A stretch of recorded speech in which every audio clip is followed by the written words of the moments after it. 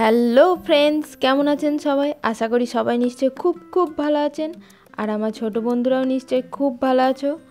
আজকে চলে এসেছি আবার একটা নতুন গল্প নিয়ে, গোপাল ভাঁড়ের গোপালের চোর ধরা। তাহলে চলুন তাড়াতাড়ি করে দেখে নিই গোপাল কেমনভাবে চোর ধরল। মুসলমান বাদশাহদের আমলে কাজীরা বিচার করে প্রজাদের শাস্তি দিতেন। প্রতিটি অঞ্চলেই এমন একটা করে কাজী বিচার করার জন্য নিযুক্ত থাকতেন। ওই কাজীদের বিচারের পদ্ধতি ছিল বড় অদ্ভুত ধরনের। একবার মহারাজা কৃষ্ণচন্দ্রের প্রাসাদ থেকে একটা মূল্যবান হিরে চুরি হয়ে যায়। অনেক খোঁজাখুঁজি করে চুরি যাওয়া হিরেটা কোনোভাবেই সন্ধান আর পাওয়া যায় না। তখন মহারাজা কৃষ্ণচন্দ্র গোপালকে হিরে চোর ধরার দায়িত্ব দিতে বলল। মহারাজা গোপালের ওপর খুব বিশ্বাস ছিল।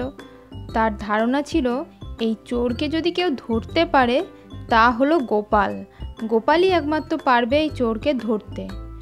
গোপাল তখন প্রাসাদের সমস্ত দাসদাসী আর রাজ কর্মচারীদের পৃথকভাবে ডেকে প্রত্যেককে একটি করে মোমের হিরে বানাতে বলল।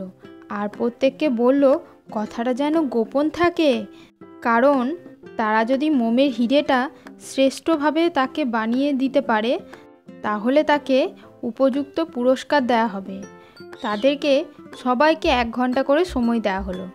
1 ঘন্টা পরে প্রত্যেকের ঘরে গিয়ে কে কেমন মোমের হিরে বানিয়েছে তা গোপাল মহারাজকে সঙ্গে করে নিয়ে দেখতে গেল।